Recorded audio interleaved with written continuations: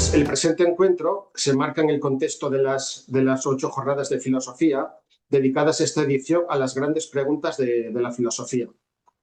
Y hoy tenemos la suerte de contar con un experto en un tema que creemos que es muy importante y muy actual, como es el tema de la inteligencia artificial. Y para ello contamos hoy con Carlos Madrid Casado. Hola, Carlos, bienvenido a estas jornadas. Encantado, Rafa, un placer estar aquí con vosotros. Gracias a ti, Carlos, por haber aceptado esta invitación. Permitidme unas palabras sobre el entrevistado. Carlos Madrid Casado es licenciado en Matemáticas y doctor en Filosofía en la Facultad de Filosofía de la Universidad Complutense de Madrid. Ha sido profesor de Estadística en la Universidad Complutense de Madrid y es profesor de Matemáticas en un instituto de enseñanza secundaria y bachillerato de Madrid. Carlos es investigador asociado de la Fundación Gustavo Bueno y ha publicado Filosofía de la Cosmología, Hombres, Teoremas y Leyes Naturales, Pentalfa 2018, y el último de ellos, Filosofía de la Inteligencia Artificial, Pentalfa 2024, que es justamente el que nos convoca hoy. Además, participa asiduamente en las actividades promovidas por la Fundación Gustavo Bueno y forma parte del Consejo Asesor del Diccionario Filosófico de Pelayo García Sierra. Su campo de investigación cubre la filosofía e historia de las ciencias, en especial de la física, de las matemáticas y también de la inteligencia artificial. Y el motivo de haberle invitado a estas jornadas es precisamente su último libro, Filosofía de la Inteligencia Artificial, por la actualidad e implicaciones que tiene este tema para nuestro presente en marcha. Un libro que, además de haber alcanzado un gran éxito de ventas, ha logrado que sus presentaciones en foros como el Centro Riojano de Madrid, la Fundación Gustavo Bueno y muchos otros foros alcancen en YouTube las cientos de miles de visualizaciones. Asimismo, su autor ha sido invitado a intervenir sobre ese tema en numerosos foros e instituciones, incluida una intervención en la Fiscalía General del Estado con el título ¿Piensa la inteligencia artificial? Enigmas filosóficos y éticos de la inteligencia artificial. Y a propósito de la publicación que nos convoca hoy, Filosofía de la Inteligencia Artificial, el libro está dividido en 4 partes. Nosiología de la inteligencia artificial, ontología de la inteligencia artificial, ética de la inteligencia artificial y una conclusión donde habla principalmente de la relación entre transhumanismo, inteligencia artificial y biotecnología. La presente entrevista se ceñirá más o menos a estos bloques que acabo de enumerar. Pero antes de comenzar con la entrevista, es casi obligada una primera pregunta. ¿Está en camino alguna otra obra, sea sobre la inteligencia artificial o sobre algún otro tema, Carlos?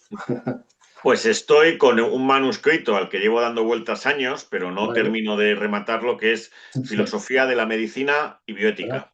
Vale, pues nada, pues estaremos pendientes a ver si sale cuanto antes, ¿vale? Porque seguro que es del máximo interés, Carlos. Bueno, pues si te parece, abordamos ya los diferentes bloques del libro. En primer lugar, el referido a la nosiología de la inteligencia artificial. ¿Cuál es el estatuto nosiológico de la inteligencia artificial? ¿La inteligencia artificial es una técnica, una ciencia o una tecnología? Claro, aquí el problema es porque en la propia literatura al respecto, los propios especialistas muchas veces no saben si están hablando de una ciencia. A veces se define la inteligencia artificial como la ciencia de la inteligencia, ¿no? De una manera pues como a la manera como muchas veces se usan, se definen ciertas ciencias en función de un supuesto objeto, ¿no? El problema es que esa idea de la inteligencia artificial como la ciencia de la inteligencia que está rodando por ahí, pues es muy cuestionable, ¿no? Porque de la inteligencia también se ocupa, por ejemplo, la psicología o la etología, ¿no? Por decir dos otras ciencias, ¿no? Entonces, lo primero que yo intento en el libro es un poco darle una serie de vueltas a esta pregunta, ¿no? Ello requiere, pues, definir, aunque sea brevemente, qué se entiende por técnica, qué se entiende por ciencia y qué se entiende por tecnología, ¿no? Lo cual se hace en el libro, pues, un poco desde las coordenadas de la teoría del cierre categorial del materialismo filosófico, ¿no? De Gustavo Bueno. Para no meterme en grandes sutilezas, ¿no? La cuestión clave es que no estamos tanto ante una ciencia, sino ante una tecnología. ¿Por qué? Porque lo que tenemos es un conjunto de técnicas que están pasadas por las ciencias, ¿no? Y donde vemos que en el campo de la inteligencia artificial aparecen otras ciencias ya constituidas, aparecen las matemáticas, todo lo que tiene que ver con la computación, aparece también la física, lo que tiene que ver con la construcción, pues por ejemplo, de los ordenadores o de los chips o de las redes neuronales. Y también aparece, pues, por ejemplo, la estadística como una parte muy, muy importante, ¿no? Es decir, aparecen ahí un cúmulo de ciencias, que también, por ejemplo, las neurociencias, ¿no? Que muchas veces sirven de inspiración para construir determinados sistemas dotados de IA. Es decir, que lo que tenemos más bien entre manos no es una ciencia, sino una tecnología, ¿no? Porque, por así decir, lo que une al campo no es tanto el haber encontrado teoremas, verdades, cuanto que todas las operaciones que se realizan en el campo persiguen un cierto fin, ¿no? Que es el de pues construir sistemas que sean, por así decir, que realicen tareas de una forma más eficiente y eficaz que los seres humanos. De acuerdo. ¿Cuáles son, según tú, los principales mitos epistemológicos o nosológicos en torno a la IA? Esos mitos tendrían que... Hay como dos polos, ¿no? Por así decir, los mitos en sentido generalista, ¿no? Un mito sería el mito, por así decir, apocalíptico, ¿no? Que piensa que la IA vamos a ir construyendo sistemas dotados de inteligencia artificial cada vez más potentes hasta llegar a un límite en el cual la inteligencia artificial, por así decir, supere en todas las áreas de interés a la inteligencia humana. Y a partir de ese momento, pues tengamos sistemas dotados de inteligencia artificial que pueden poner en riesgo la supervivencia de la humanidad, ¿no? Entonces tenemos por un lado ese mito, el mito apocalíptico, ¿no? Y por otro lado tendríamos el mito contrario, ¿no? El de que caminamos hacia un mundo donde gracias a la inteligencia artificial, pues cada vez vamos a tener que trabajar menos horas, la producción se va a elevar se va a multiplicar y de tal manera que caminamos hacia una especie de sociedad hipertecnológica, ¿no? Donde todos los problemas estén solucionados, ¿no? Siempre con la receta de más tecnología, ¿no? Pues en este caso la receta sería más inteligencia artificial. De acuerdo. En torno a la capacidad y límites de la inteligencia artificial, ¿hasta dónde puede llegar la IA y hasta dónde crees que nunca podrá llegar? Claro, lo primero que aquí hay que hacer es intentar entender qué es lo que hace la IA. Y básicamente la inteligencia artificial a día de hoy, a lo largo de su historia, que no es tanta, empezó en 1955-56, ha atravesado pues básicamente dos paradigmas, ¿no? Un paradigma era el de la inteligencia artificial clásica, la lógica, que era muy bueno deduciendo, ¿no? Pero fallaba pues para hacer inducciones, ¿no? O para hacer lo que se conoce como abducciones, ¿no? Entonces, ese tipo de inteligencia artificial enseguida demostró sus límites, ¿no? Cuando nos enfrentábamos a problemas que no se podían, por así decir, expresar mediante reglas, ¿no? Pues, por ejemplo, el lenguaje. El lenguaje no es fácilmente codificable mediante una serie de reglas, ¿no? Entonces, la inteligencia artificial funcionaba muy bien en entornos lógicos o matemáticos muy acotados, donde hay una serie de reglas que nos dicen en cada momento lo que hay que hacer, ¿no? Pero en el mundo real las cosas no son tan sencillas. Entonces, para afrontar esos problemas del mundo real, el paradigma actual es el de la inteligencia, el aprendizaje automático, ¿no? Lo que se llama habitualmente el machine learning.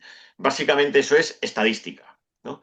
Y muchas veces las limitaciones de la inteligencia artificial actual pues tienen que ver con la estadística, es decir, pues por ejemplo con la dependencia de los datos, ¿no? En ese sentido, los patrones que aprenden los sistemas dotados de IA son patrones que dependen en cada momento de los datos. Si esos datos tienen sesgos, el sistema no va a funcionar bien. O incluso es más, en el mundo continuamente las cosas están cambiando, con lo cual puede ser que un sistema dotado de IA esté tomando decisiones sin ser consciente de que los datos están cambiando y eso puede tener su peso, porque hasta que los nuevos datos, por así decir, no sobrepasen en frecuencia a los datos antiguos, el sistema no cambiaría, por así decir, sus decisiones, ¿no?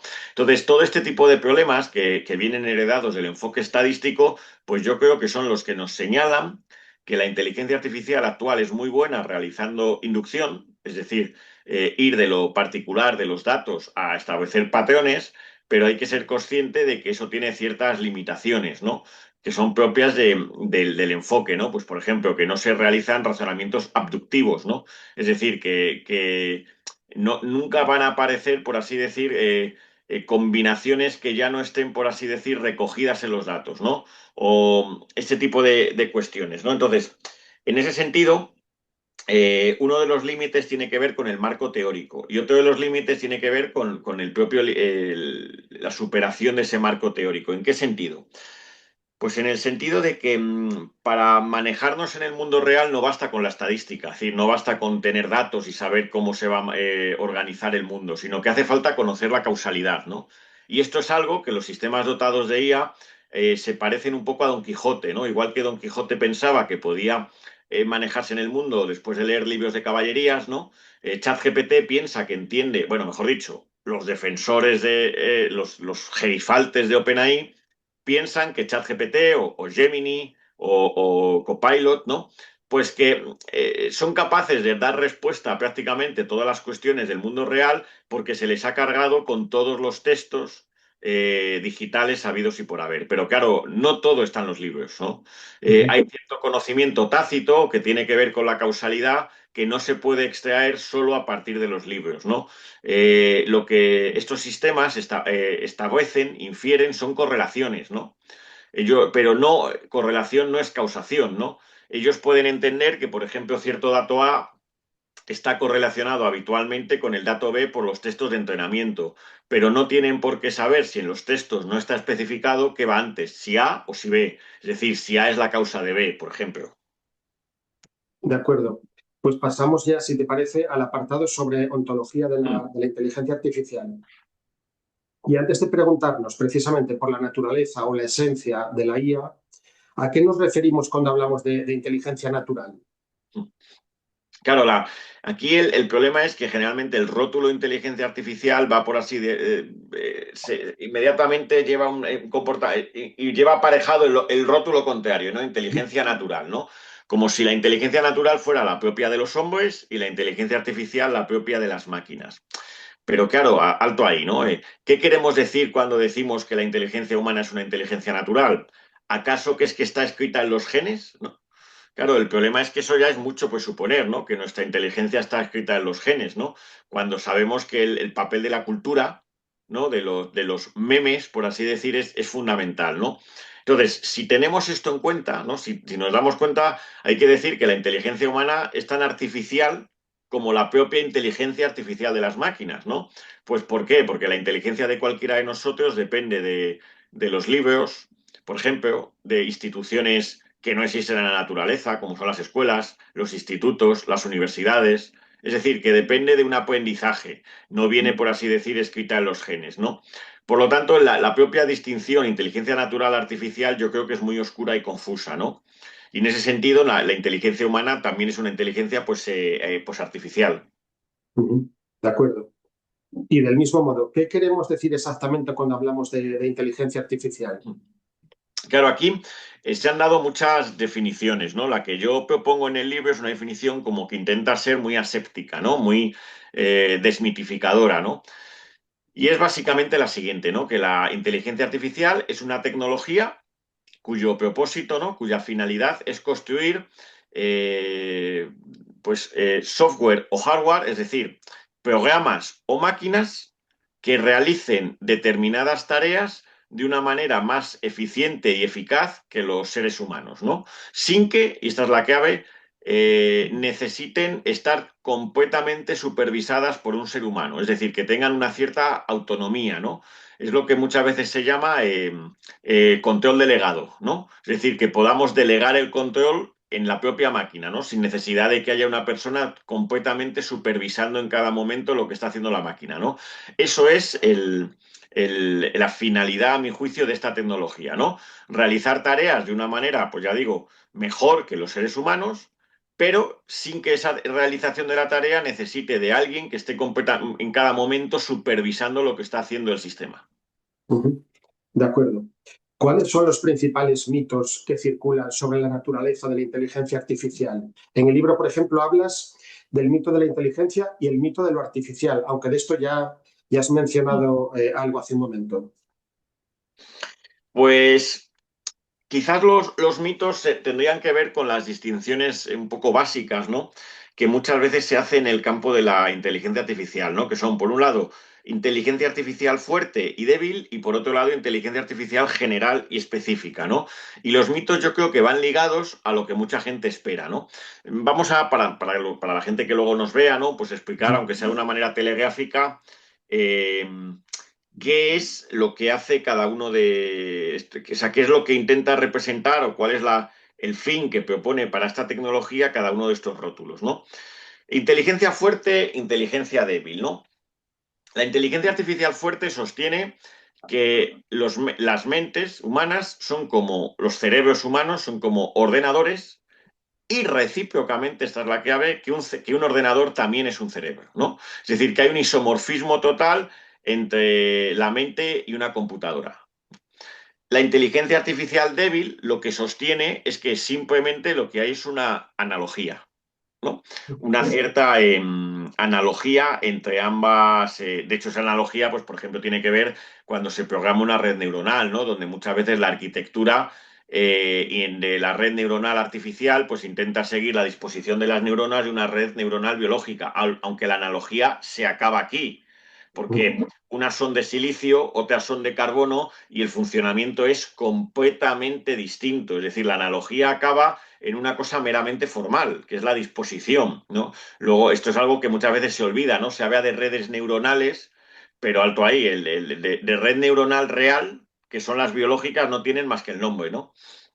Entonces, un mito relacionado con esto sería eso, ¿no? El hecho de que nuestras mentes son como ordenadores y un ordenador ya es una mente, ¿no? Lo que lleva pues al delirio este de pensar que la inteligencia artificial, como muchas veces se ha sostenido en los sistemas punteros, pues estoy pensando en el ingeniero este de Google, Blake Lemoine, que sostenía que Lambda, que era uno de los modelos de lenguaje de Google, pues que ya tenía conciencia, ¿no? Y que había que tratarlo casi como una persona, ¿no? Y cada cierto tiempo, pues sale alguien que piensa que efectivamente ya estamos ante inteligencias artificiales que tienen, que sienten o que tienen un cierto grado, aunque sea mínimo, de conciencia, ¿no? Claro, todo esto está puesto de esa idea de la inteligencia artificial fuerte, ¿no? Lo que hay, esta es acabando con esa idea mítica de una inteligencia artificial fuerte, lo que hay es inteligencia artificial débil, ¿no? Pues muchas veces se explotan analogías entre los sistemas humanos y en los sistemas artificiales. Punto. Ya está.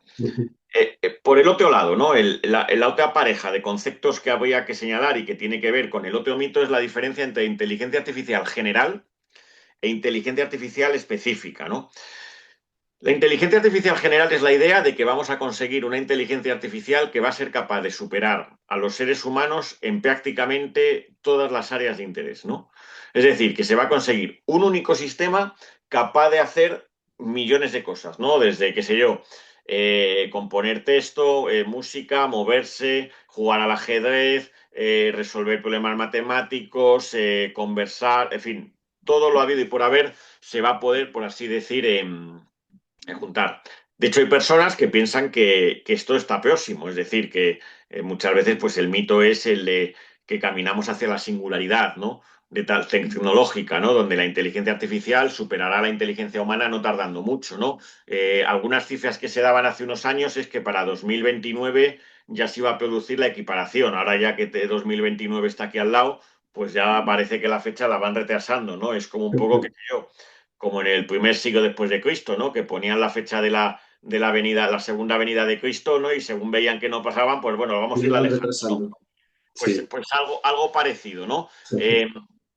Entonces, hay una cierta idea, entonces, y hay una gran confusión, ¿no? Porque lo que a día de hoy tenemos son sistemas multimodales que hacen múltiples tareas, pero ojo, una cosa es múltiples tareas y otra cosa es ser capaz de que realicen todas las tareas que hacemos los seres humanos, que no solamente, pues, por ejemplo, escribimos textos o componemos música, sino que también somos capaces de movernos para ir a coger el autobús, somos capaces, es decir, de realizar incluso tareas para las que no estamos programados, ¿no? Pues por ejemplo, cuando uno nunca ha jugado al fútbol y se pone a jugar al fútbol, ¿no? O empieza a jugar al fútbol, ¿no? Y acaba aprendiendo, ¿no? Ese tipo de cuestiones, ¿no?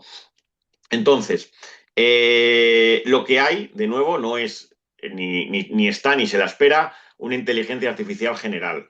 A lo que caminamos es más bien hacia, y lo que tenemos, y con resultados espectaculares, ¿no? Que todos usamos. Yo soy el primero que uso muchas veces la inteligencia artificial, pues porque, qué sé yo, pues por ejemplo, para búsquedas, te permite afinar cosas que antes tenías que entrar en el buscador en 10 12 entradas para encontrar la pista que te faltaba y ahora gracias, pues por ejemplo, en Google al modo IA, Gemini te encuentra el dato que estás buscando si lo preguntas, el prompt lo haces con la suficiente precisión, te da la respuesta en un momento, con lo cual, claro, eso te permite realizar nosotros ciertas tareas, pues por ejemplo, de investigación de una manera mucho más eficaz y eficiente, ¿no? Entonces, lo que hay a día de hoy es una inteligencia artificial específica, que es muy buena realizando tareas acotadas y donde precisamente el éxito de que haga bien esas tareas es que la acotación, es decir, cuando a un sistema de inteligencia artificial se le diseña para una tarea y esa tarea se acota muy bien, sea jugar al ajedrez, jugar al Go, estudiar el plegamiento de proteínas, es donde precisamente mejor lo hace porque precisamente es donde mejor se puede desarrollar en un entorno cerrado, donde, por así decir, la combinatoria no explota, ¿no? No hay una cantidad de combinaciones que verdaderamente pues, sea muy difícil para el sistema establecer heurísticamente, ¿no? cuál es el mejor camino. De acuerdo. Pues si te parece, pasamos ya al apartado sobre la ética de la inteligencia artificial. ¿De qué modo crees que se relacionan la ética y la inteligencia artificial? Es verdad que el rótulo ética de la IA prácticamente está ahora en todos los sitios, ¿no? Desde la Unión Europea, con su legislación, diferentes, cada cierto tiempo, ahora ya no tanto, pero hace 2 años, cada 2 por 3 aparecían moratorias, ¿no? Pidiendo que se paralizara los programas de investigación en IA porque caminábamos hacia un riesgo para la humanidad, etcétera. Ahora ya parece como que hemos pasado ese momento de la ola, ¿no? Y ya la gente pues ya no se va acordando tanto de estas cosas, ¿no? También por cuestiones geopolíticas que luego más adelante podemos si te parece, tratar. Sí, claro. Sí, sí. Aquí yo lo que diría es lo siguiente, ¿no? Cuando se habla de ética de la IA, en verdad hay una confusión total, ¿no? Esto es algo que desde el materialismo filosófico bueno insistía siempre. Se está confundiendo muchas veces la ética con la moral y con la política, ¿no? La ética, tal y como la entiende el materialismo filosófico, tiene que ver con la salvaguarda de los individuos. Y efectivamente, la inteligencia artificial puede poner en riesgo la salvaguarda de los individuos, ¿no? La moral tiene que ver con la salvaguarda de los grupos, ¿no? Y la política con la salvaguarda de las sociedades políticas, de los estados, ¿no? Entonces, muchas veces, cuando se habla de ética de la inteligencia artificial, pues se hace un remix de normas, de reglamentaciones que están al mismo tiempo hablando de ética, es decir, de cuestiones que afectan a los individuos, de moral, es decir, de cuestiones que afectan a los grupos, y también de política, ¿no? De cuestiones que afectan a la seguridad de los estados, ¿no? Entonces, en ese sentido, efectivamente hay problemas, riesgos éticos que plantea la inteligencia artificial, pero muchas veces también esos riesgos son morales, porque afectan a grupos, o son políticos, ¿no? Por poner algún ejemplo, ¿no? Obviamente el tema de la privacidad de nuestros datos personales es un riesgo ético, ¿no? Pero cuestiones que tienen que ver, por ejemplo, con el sesgo, ¿no? Pues en esos programas que muchas veces hemos escuchado, ¿no? Pues por ejemplo, que se usan en Estados Unidos para decidir si se le da la libertad condicional a un puesto, ¿no? Y claro, como en el histórico de datos los reincidentes suelen ser personas de color, negras, ¿no? Pues el sistema, como ha sido entrenado estadísticamente con esos datos, pues tiende a negar la condicional a un puesto que es negro, ¿no? ¿Qué sucede? Ahí hay un sesgo, pero aquí el sesgo no es tanto por el individuo, sino es el sesgo hacia el grupo, es decir, hacia las personas que son pues afroamericanas, ¿no? Sí. Entonces, el problema aquí ya sería un problema moral, ¿no? Y luego tenemos el problema, pues, por ejemplo, de los riesgos que plantean las tecnológicas y su búsqueda de beneficios con respecto a que pueden poner en riesgo o en apuros la seguridad de ciertos estados, ¿no? Esto lo estamos viendo, pues, por ejemplo, las grandes tecnológicas estadounidenses, pues, que muchas veces en Europa intentan campar a sus anchas, ¿no? Y cuando se ponen limitaciones, pues como ha habido hace unos años, pues se prohibió el uso de ChatGPT unos meses en Italia, aquí también se debatió, etcétera. Pues ahí lo que estamos viendo son más bien cuestiones de índole política, ¿no? Entonces, yo creo que es muy importante distinguir estos tres planos, ¿no? Que muchas veces aparecen confundidos. De acuerdo. Aquí, bueno, en parte ya lo has respondido, pero iba a preguntarte cuáles son precisamente los principales riesgos éticos, morales o políticos de la IA. Y si te parece, aquí, cuando hablamos de riesgos políticos, podemos conectarlo con lo que has mencionado de cómo se involucran IA y geoestrategia, ¿no? Sí, pues básicamente se suele decir que los desafíos éticos, se dice, de la inteligencia artificial son, por un lado, el de la privacidad, ¿no? Que ya le he mencionado. Por otro lado, el que tiene que ver con los sesgos. Por otro lado, el que tiene que ver con la explicabilidad, ¿no? Este también es un problema que puede afectar a los tres planos, el plano ético, al plano moral y al plano político. ¿A qué me refiero? El problema es que los grandes sistemas, los más potentes a día de hoy, son redes neuronales, ¿no? Esas redes neuronales realizan tal cantidad de operaciones matemáticas cruzadas que muchas veces es prácticamente imposible saber por qué han tomado la decisión que han tomado, ¿no? Entonces, claro, imaginen ustedes que van, por ejemplo, al médico. El médico y ya los sistemas dotados de inteligencia artificial se usan, pues, por ejemplo, en imagen médica, en diagnóstico médico, ¿no? Donde ya no es un radiólogo muchas veces el que ve tu radiografía, sino que es un sistema dotado de IA el que directamente dictamina qué es lo que tienes y lo que no, ¿no? Imaginen ustedes que a través de un histórico de datos, de análisis clínicos, imágenes médicas, ustedes van al médico y el doctor les dice, mire, el sistema dice que usted tiene, a través de su histórico de datos, ¿no? De análisis, de antecedentes familiares y tal, una cierta predisposición a tener esta enfermedad, ¿no? O que está en vías de desarrollarla. Y entonces, como es natural, le preguntan al doctor, bueno, ¿y por qué? ¿Por qué la voy a tener, no? Yo, ¿no? Explíqueme el mecanismo. Es decir, lo que hablábamos antes, ¿no? La diferencia entre correlación y causalidad, ¿no? Es decir, ¿cuál es el mecanismo, no? ¿Por qué de estos valores observados, pues de mis análisis de sangre, por ejemplo, se deduce cuál es el mecanismo causal que conecta que yo tenga esta enfermedad o que yo esté a punto de desarrollarla, ¿no? Y entonces el médico conteste, pues mire, yo no le puedo explicar eso, pero es lo que dice el sistema, ¿no? Y el sistema tiene una tasa de acierto superior a la que tenemos los médicos humanos, ¿no? La pregunta es, ¿nos fiaríamos de esa explicación, ¿no? De ese sistema que por estadística hace esa serie de predicciones, supuestamente con una tasa de acierto enorme, pero claro, donde lo que detecta son correlaciones, no detecta en ningún momento, no es capaz de dictaminar el mecanismo, la causalidad, ¿no? Claro, eso es un gran problema, el problema de la explicabilidad, ¿no? De ser capaces de entender por qué estos sistemas, que son muy complejos, toman las decisiones que toman, ¿no? Y este es el problema de la explicabilidad, y es un problema que puede tener riesgos dependiendo del sistema concreto que se esté usando. Aquí en el caso médico es a nivel ético, claro, ¿no? Pero Ujú. imaginen que este es un sistema pues para decidir si a ciertos grupos de población, qué sé yo, se les da o no una vivienda, ¿no? Entonces ya sería un problema moral, ¿no? O si es un sistema que, por ejemplo, detecta automáticamente si están violando el espacio aéreo de un país para accionar unos misiles, ¿no? Ahí ya tendríamos que el problema puede ser que da de repente un positivo, ¿no? Y nadie sabe por qué ha dado ese positivo, ¿no? O no se ha entendido por qué está pasando, ¿no? Y claro, aquí ya tendríamos un problema de calado político. Bueno, de hecho es que ahora estoy pensando que ese caso ya se ha dado. Israel en los bombardeos de Gaza usaba el programa Lavender para dictaminar los objetivos, es decir, viendo desde el aire, ¿no? Tenían, por así decir, fichados a ciertas personas que estaban marcadas como de Hamas, ¿no? Y entonces, viendo qué personas se reunían con esas otras personas, en qué tal, mediante seguimiento, ¿no? Más o menos por el aire, tal, los peanos eran capaces de dictaminar supuestamente en qué lugares bombardear, porque es donde estaban, pues, supuestamente los líderes o personalidades importantes de Hamas, ¿no? Y claro, aquí ya fíjense, el problema es político, ¿no? Es un problema político como lo que plantea la guerra, ¿no? Bien, entonces, eh, y luego hay una serie de más problemas, también a nivel político, que tienen que ver, pues, que los riesgos laborales que plantea la inteligencia artificial para ciertos puestos de trabajo, lo que se suelen llamar las fake news, ¿no?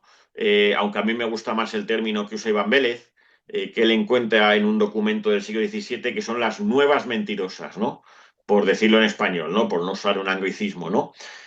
También estarían los problemas que tienen que ver ecológicos, ¿no? Por el enorme consumo de agua y de energía que necesitan los centros de cálculo de estas tecnológicas, ¿no? Es decir, hay una serie ahí de problemas que están dados a diversa escala, ¿no? Y entonces, pues estos serían un poco los problemas, ¿no? Principales, ese puñado de problemas principales que plantea la inteligencia artificial y donde pues yo creo que hay que ver eso, cómo muchas veces unos afectan a nivel ético, individuo, otros del grupo moral y otros a la escala política, ¿no? Y si quieres, pues no sé, nos metemos en la parte geopolítica. Venga, pues adelante, Carlos, por supuesto. Pues aquí es muy interesante, ¿no? Es un tema al que creo que cada vez hay que dedicarle más tiempo, ¿no? Al tema de la geopolítica, ¿no? Hay una cierta idea, y se suele decir, y no va desencaminado, es que la importancia que va a tener la inteligencia artificial para la lucha, por así decir, por la hegemonía mundial, ¿no? Se suele citar una frase de Putin de hace unos años que decía como que aquel país que controle la inteligencia artificial controlará el mundo, ¿no? Bueno, esto quizás puede ser algo exagerado, pero sí que por lo menos llama la atención sobre que no es una tecnología, por así decir, políticamente neutra, ¿no? Sino que tiene sus adherencias, ¿no? Al respecto se suele decir que Estados Unidos inventa la inteligencia artificial, China la copia y Europa se limita a regularla, ¿no? En lo de Europa, pues es verdaderamente lo que es, ¿no? Europa nos estamos limitando a regularla, ¿no? A hacer las disposiciones éticas con los tratados sobre la inteligencia artificial ética y tal. Alto ahí, sin perjuicio de que esto sea papel, no niego que pueda tener su funcionalidad, ¿no? Una funcionalidad que yo no veo tanto desde el punto de vista de los, por así decirlo, de los derechos humanos, ¿no? Sino más bien desde un punto de vista funcional en el sentido de que lo que estamos haciendo es, en cierto modo, poner cortapisas a grandes empresas tecnológicas de un tercer país, ¿no? De otros países, ¿no? Entonces, si lo que estamos haciendo es ponerles límites para que, por así decir, por Europa no puedan campar a sus anchas, ¿no?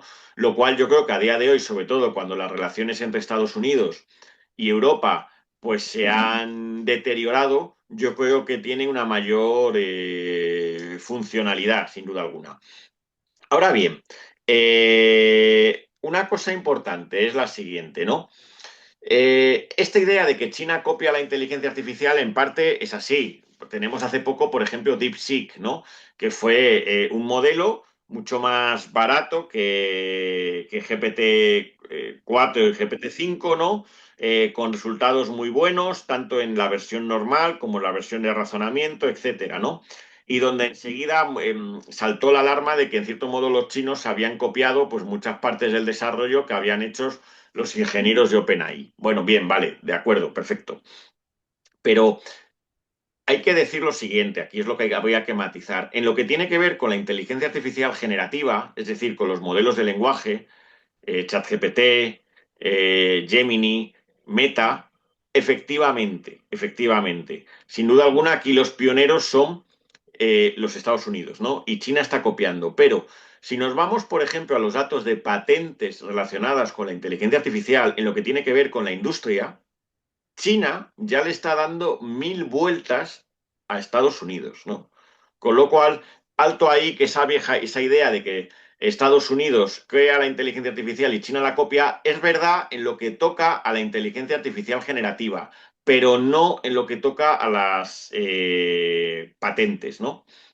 Y entonces, de hecho, yo creo que, también está sucediendo una cosa, está pasando una cuestión importante y es que las propias grandes tecnológicas estadounidenses están viendo que incluso en el campo de la inteligencia artificial generativa los chinos les están recortando espacio muy rápidamente. Ahora veremos por qué, ¿no? ¿Cuáles son los planes del gobierno chino? Y de hecho, si recuerdan, nada más llegar Donald Trump al poder, firmaron un acuerdo donde muchos de ellos habían sido de grandes críticos de Trump a todo lo contrario, ¿no? Porque Trump firmó un mega acuerdo multimillonario con ellos para financiarles los centros de cálculo, etcétera, ¿no? De hecho, hay regiones de Estados Unidos donde el uso de los centros de cálculo está requiriendo ya que haya apagones de luz. Entonces hay ciertas zonas, no recuerdo ahora el estado, lo leí hace unas semanas, ¿no?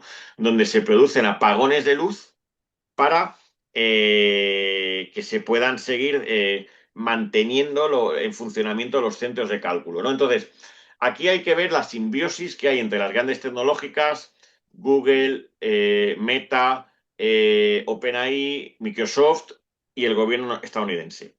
Ahora bien, en el otro lado, en China. En China ha habido como una especie de momento Sputnik, ¿no? Lo que estamos asistiendo es una especie de carrera espacial, ¿no? Carrera espacial donde si durante la Guerra Fría competían por llegar a la Luna, ahora no es tanto, aunque se diga, por llegar a la inteligencia artificial general o a la inteligencia artificial fuerte, sino más bien es por desarrollar aplicaciones de inteligencia artificial que otorguen una supremacía militar, económica e industrial frente a la otra potencia, ¿no? Y esto es algo que el gobierno chino vio de la siguiente manera. El momento Sputnik, por así decir, ¿no? Que igual que a los americanos cuando oyeron el pi en el cielo, es lo que les llamó la atención de que, oye, aquí está pasando algo, ¿no? Hay que ponernos las pilas con la carrera espacial. El momento en China fue el siguiente, ¿no? Cuando Google, a través de su programa AlphaGo, ganó al campeón chino, no me acuerdo el nombre, creo que es Kejie, de Go, ¿no? Ese momento, hay una escena muy, muy importante donde está este llorando sobre derrumbado, ¿no? Porque ha sido ese que a nosotros nos dejó un poco fríos, porque por así decir, ese momento nosotros lo habíamos vivido a finales de los 90 cuando Kasparov es derrotado por IBM. Lo que sucede es que en ese momento el programa que usaba IBM no era la moderna inteligencia artificial, sino que era todavía la inteligencia artificial antigua, el paradigma de la lógica, ¿no? Pero fue un momento que a nosotros efectivamente nos llamó la atención sobre esta tecnología, ¿no? Pues bien, ese momento que se produce en 2017, si no recuerdo mal, es el que llama la atención al gobierno chino, ¿no? Y entonces el gobierno chino empieza a sacar planes, es de los primeros países en sacar planes, donde su plan es que en la década de los 30 ser la mayor potencia en inteligencia artificial, ¿no? Y en eso está, ¿no? Y entonces, aunque a la chita callando, en todo lo que tiene que ver con cuestiones industriales, ¿no? De patentes, etcétera, ya supera a Estados Unidos, ¿no? Quizás en la parte de inteligencia artificial generativa todavía no, pero en ese otro sustrato sí. De acuerdo. De hecho, a propósito de esto que estás comentando, Mm. me estoy acordando de una parte del libro donde comentas que cuando se habla de los peligros de la inteligencia artificial, muchas veces lo planteamos en términos de grupos o de las personas en relación con la IA, cuando donde hay que poner el acento es los conflictos entre grupos a través de la IA, Eso es, ¿no? sí. Y cuando decimos grupos, decimos grupos, estados, Mm. etcétera, ¿no? En relación con esto que has comentado de los problemas geoestratégicos. Sí, efectivamente, ¿no? Mucha gente piensa que el problema es que las máquinas van a dominar al hombre, ¿no? Y más bien el problema es que ciertos hombres, en el sentido de grupos o estados, van a dominar a otros hombres, grupos o estados a través de estos sistemas tecnológicos. De acuerdo. Vale, Carlos, perfecto. Pues si te parece, pasamos ya al último bloque, el Hmm. referido, al referido al transhumanismo, inteligencia artificial y biotecnología. Y bueno, para adentrarnos así un poco en el tema y familiarizarnos un poco con el tema, ¿qué es el transhumanismo y cómo se relaciona con la inteligencia artificial? Hmm. El transhumanismo es una corriente, ¿no? Que surge hace unas cuantas décadas, ¿no? El movimiento transhumanista, y que lo que propone es algo así como, por medio de la ciencia, una mejora de la raza, de la humanidad, de la especie, ¿no? Que nos lleve hacia una especie transhumana, ¿no? Ese transhumanismo tiene, por así decir, en lo que es la vertiente científica, porque luego hay otra vertiente más cultural, ¿no? El poshumanismo, ¿no? Ese transhumanismo lo que tiene interesante es que recurre a la ciencia, ¿no? Y tiene, por así decir, dos vías, ¿no? Una vía que está ligada a la inteligencia artificial, ¿no? Que es la que tiene que ver con el hecho de que vamos a poder implantarnos chips, por ejemplo, o ciertos implantes de inteligencia artificial en nuestro cuerpo, y ello va a hacer que mejoremos nuestras habilidades, ¿no? Radicalmente, ¿no? Entonces, ese futuro ser transhumano será el cyborg, ¿no? En Ujú. mitad hombre, mitad máquina, ¿no? Esa es una de las patas, por así decir, del transhumanismo. La otra pata no es la que lo confía todo a la inteligencia artificial, sino que es más bien la que lo confía a la biotecnología, es decir, a la ingeniería genética, ¿no? Los desarrollos en los últimos años con determinadas técnicas de edición genética, como CRISPR-Cas9, ¿no? Es lo que auguran que mediante modificación de nuestros genes vamos a poder ir mejorando nuestras habilidades hasta generar una especie humana, por así decir, superhumana, ¿no? Pues que no necesite dormir, que tenga mucha mayor resistencia, inteligencia, etcétera, etcétera, ¿no? Y entonces, esto es un poco la visión transhumanista, que uno de sus pies de apoyo es precisamente la inteligencia artificial, aunque hay que decir que es como la vía pues más minoritaria. Ujú. De acuerdo. Y hablando precisamente sobre el transhumanismo, ¿cuáles son los límites que puede tener este transhumanismo y las principales críticas que podemos formular respecto al planteamiento, a los planteamientos que se hace el transhumanismo? Sí, lo que señalaríamos es lo siguiente, ¿no? En lo que tiene que ver con la vía de la inteligencia artificial, eh, pues yo creo que sobrevaloran las capacidades de esta tecnología, ¿no? Viven un poco envueltos en el mito de la singularidad, es decir, en la idea de que próximamente, en 10, 15 años, la inteligencia artificial va a superar en todas las áreas de interés, es decir, lo que hemos llamado la inteligencia artificial fuerte y general, al ser humano, ¿no? Y claro, eso ya hemos visto que tiene mucho de mito, ¿no? Que ni está ni se le espera, ¿no? En el caso de la cuestión biotecnológica, el tema es más delicado, ¿no? Porque efectivamente ya hay terapias génicas, ¿no? Que proceden a la modificación genética, ¿no? Ahora bien, hay una cierta concepción de base como que los genes no hubiera, por así decir, fuera muy sencillo, ¿no? Que quieres más inteligencia, cacharreas en este gen, ¿no? Y no es tan sencillo, ¿no? Hay tantas interrelaciones entre los genes que muchas veces tocar un determinado gen cambia no solo una habilidad, sino muchas, ¿no? Entonces, hay una cierta visión esa de las mejoras, ¿no? Que pues supone que es muy sencillo, ¿no? Como que simplemente tocando los genes ya está, ¿no? Cuando primero no todo está en los genes, cada vez tiene mayor importancia la epigenética, es decir, que no solamente es importante los genes, sino cómo el genoma desde el momento de la fecundación, el entorno en el que se desarrolla, ¿no? Esto, por ejemplo, tiene que ver con cuestiones tan básicas como que la frecuencia de enfermedades en embriones fecundados in vitro es mucho mayor que las de fecundados de manera natural, ¿no? Dentro del útero femenino, ¿no? ¿Por qué? Pues porque el entorno, obviamente hay cosas que se nos escapan, ¿no? Y tiene un influjo ahí total, ¿no?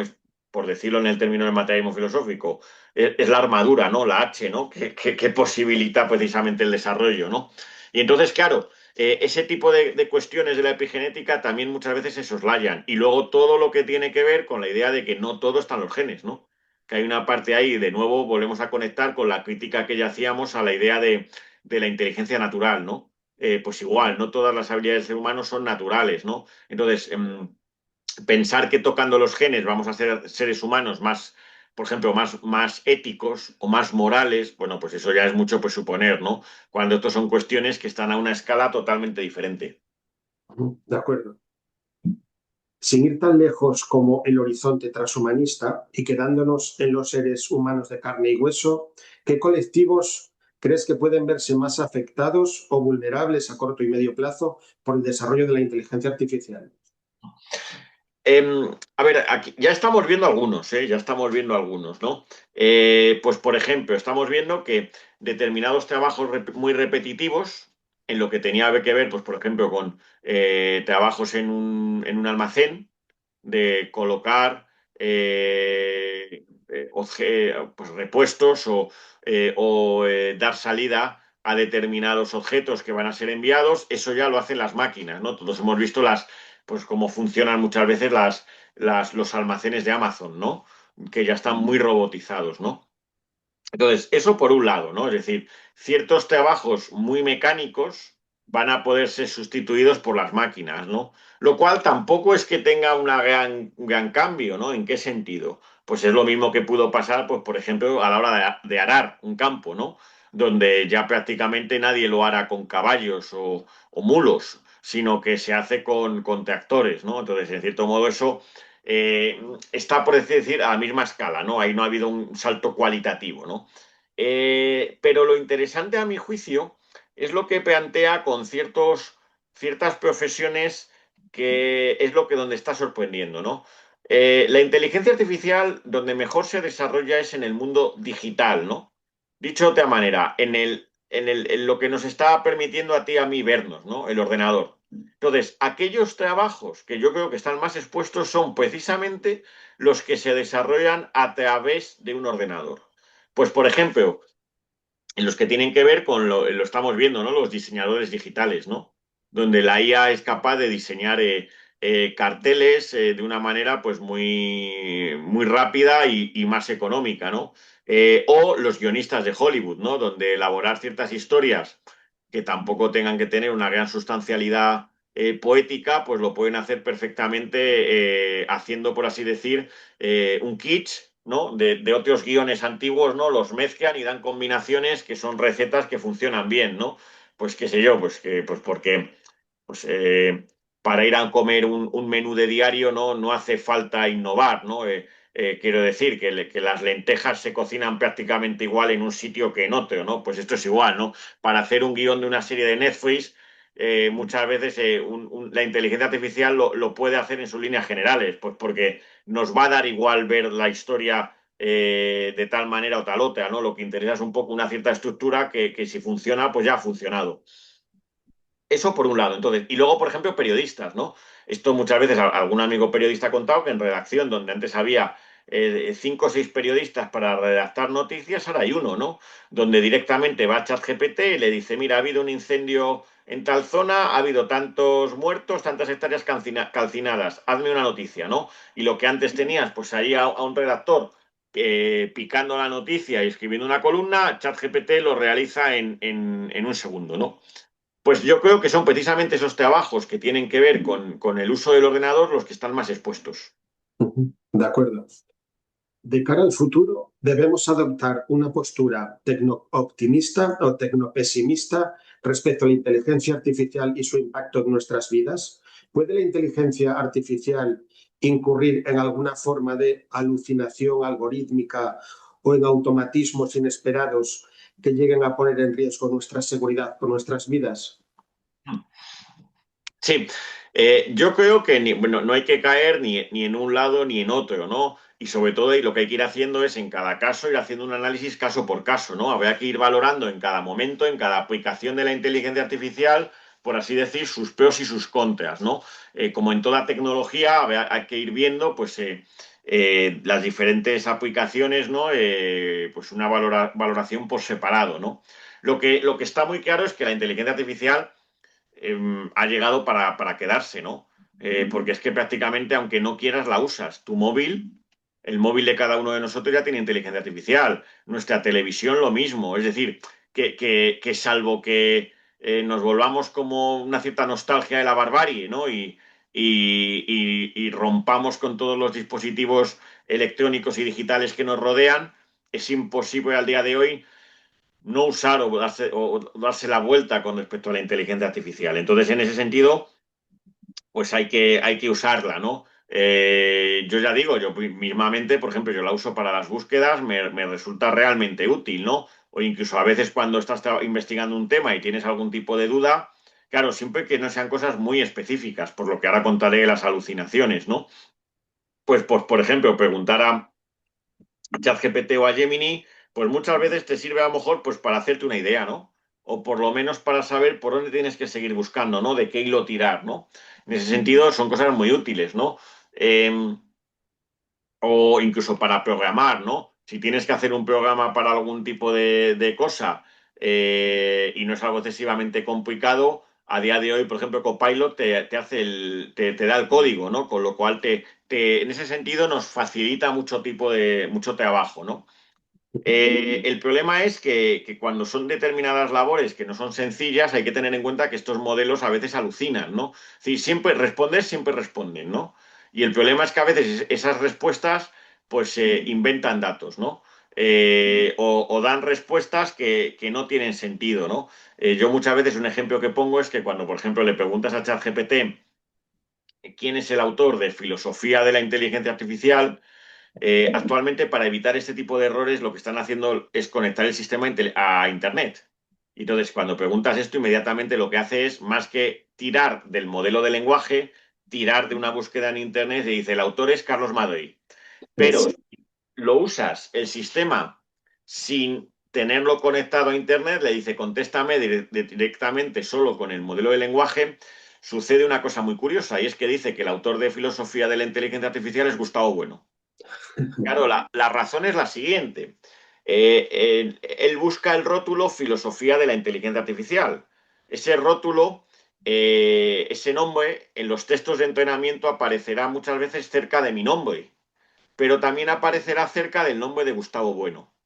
De hecho, como el nombre de Gustavo Bueno aparecerá más veces en el libro que el mío, es muy probable que él diga, a ver, ¿qué nombre es el que más veces aparece en el libro o con qué frecuencia aparecen correlacionados? Relacionado, Y sí. vea que el nombre que aparece muchas veces en conexión a filosofía de la inteligencia artificial, incluso en reseñas, ¿no? Que comenzarán seguramente reseñas del libro, empiezan diciendo Carlos Madrid de la escuela de Gustavo Bueno, ¿no? Sí, Entonces él interpreta esa correlación como la conexión es filosofía de la inteligencia artificial, autor Gustavo Bueno, Gustavo ¿no? Bueno. Este es un ejemplo pues de alucinación, ¿no? Y esto es algo con lo que a veces pues hay que tener obviamente pues cuidado. Ujú. De acuerdo. De hecho, me estoy acordando de una anécdota, volviendo un poco a la pregunta anterior, que está relacionada también con esta, sobre colectivos vulnerables. Me estoy acordando de que una alumna hace poco me dijo algo muy gracioso por Teams, por una aplicación a través de la cual nos comunicamos por Internet, profesores, alumnos, etcétera. Y me dijo algo muy gracioso, me dijo, Rafa, mira, no entiendo muy bien tus apuntes, los apuntes que nos has pasado en clase. ¿Te importa si los preparo por ChatGPT? Si meto los mismos rótulos y los mismos apartados y que me los explique ChatGPT y luego yo te lo pongo en el examen. Entonces, bueno, me resultó muy gracioso. Yo le dije que sí, siempre y cuando respetara unos contenidos mínimos, verificara las noticias por otras fuentes, etcétera, y que lo contrastara con mis propios apuntes. Pero me hizo mucha gracia porque, hablando de colectivos vulnerables, mira, aquí está como una cierta vulnerabilidad, ¿no? Sí, sí, efectivamente, en el caso de los alumnos, yo creo que ahí hay un serio problema, ¿no? Y ya se está viendo, ¿no? Que hay una cierta vuelta a lo manual, al papel escrito, ¿no? Después de esta fiebre tecnológica que ha invadido la educación, por ejemplo, en España en los últimos, pues 5 o 10 años, ¿no? Pues, por ejemplo, ¿en qué sentido? En la mayor parte de asignaturas de humanidades, los alumnos, los trabajos que presentan están hechos por ChatGPT. Quiero decir, no hacen absolutamente nada. Por otro Tanto lado, muchísimo, además.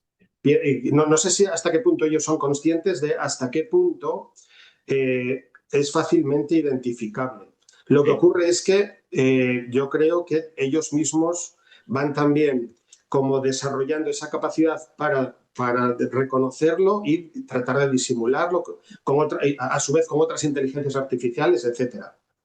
yo, por ejemplo, cuando te dan un texto, me ha sucedido en algún tipo de trabajo que tienen que hacer y ves, lo empiezas a leer y no hay una falta de ortografía, está todo redactado con ese tono pues wikipédico, ¿no? De la vulgopedia, pues dices, esto no lo ha redactado un alumno de 17 años, ¿no? Donde hay pues faltas de ortografía, frases que no se entienden, etcétera, ¿no? Entonces, claro, todo esto yo creo que supone un problema, ¿no? O cuando muchas veces, pues, por ejemplo, ves a alumnos que incluso con matemáticas sucede que resuelven los problemas con ChatGPT y te lo te han resuelto. Y está bien resuelto, porque al nivel de bachillerato los modelos han mejorado muchísimo, ¿no? Lo que sucede es que luego, claro, llega el día del examen donde no tienen ChatGPT y yo muchas veces les digo, ay, pero con lo bien que te estaba saliendo todo en clase, que hacías hasta los problemas difíciles, ¿qué ha pasado? ¿Eh? Claro, pues engañan, se están engañando a ellos mismos, no a los demás. Sí, sí, pero además hasta un punto donde ya ni siquiera copian el enunciado en ChatGPT, porque a mí hace poco una alumna de primero de la ESO, yo estaba de guardia, el profesor que estaba ausente, había dejado unas tareas, tenía muchísimas dudas con esas tareas y me preguntó si podía hacerle una fotografía a los problemas, pasarle la foto a ChatGPT y que ChatGPT fuera resolviendo los problemas. Ni siquiera copiar enunciados, Sí. contrastar resultados, nada, simplemente subiendo la fotografía. Sí, sí, me lo creo, ¿eh? Sí, sí. Sí, sí. De hecho, a veces pues ya hay ciertos trucos que es que, por ejemplo, si les quieres poner un texto para que lean y contesten una serie de preguntas, se puede poner como una línea en blanco Sí, donde pones texto en blanco, ¿no? Y das ahí una pista falsa, ¿no? Por ejemplo, estás contando algo, decir, el malo es el tal, ¿no? Y luego cuando haces una pregunta, eso sirve de, claro, ellos no han visto esa línea porque está en blanco, pero cuando dan el sí. texto, el sistema sí la ChatGPT lo detecta y sí la reconoce. lee. Y entonces, Sí, claro, va a contestar teniendo en cuenta esa línea en blanco, ¿no? sí, Y sí. entonces, claro, falla, ¿no? Entonces, pues bueno, iremos ahí jugando un poco al gato y al ratón. Al gato y al ratón. De acuerdo. Perfecto, Carlos. Pues ya para terminar y Mm. regresando un poco al libro, a la finalidad del libro, la inteligencia artificial no deja de evolucionar y sorprendernos cada día.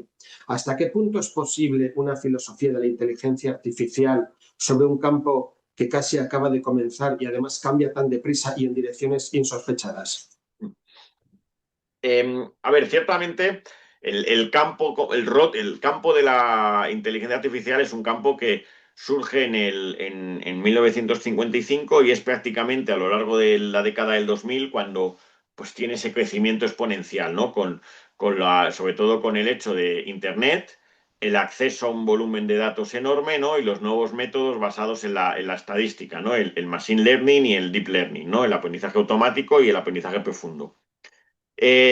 Ahora bien, en el manejo de estas tecnologías, ¿no? Toda tecnología tiene también un momento ideológico, ¿no?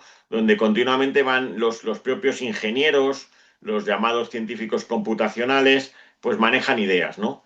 Para explicar y explicarse lo que están haciendo, ¿no? Y es en ese momento donde yo creo que tiene su punto de interés una filosofía de la inteligencia artificial, ¿no? Que es que salga al paso de muchas veces de esas ideas oscuras y confusas que ellos están manejando, ¿no?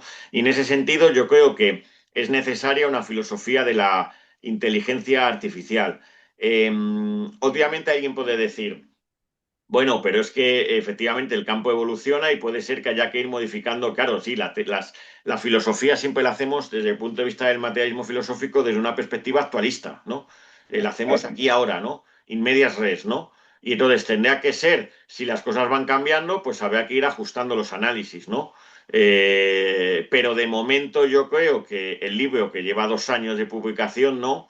Yo creo que está aguantando bien los cambios, ¿no? Quiero decir que creo que por lo menos lo que son las líneas inerciales de la tecnología, yo creo que están ahí bien detectadas, ¿no? Y por lo menos, aunque pueda haber sorpresas o cosas, yo creo que en líneas generales hay ciertas cuestiones de calado filosófico profundo que desbordan el propio campo de la categoría tecnológica y esas son escalas que al involucrar también a otras ciencias, otras categorías, ¿no? Tienen, por así decir, una mayor estabilidad, ¿no? O que no se van a dilucidar en el plazo de 5, 10, 15 años, sino que son cuestiones, qué sé yo, problema mente-cuerpo, el de la conciencia, que son problemas muchas veces que atraviesan toda la historia de la filosofía, ¿no?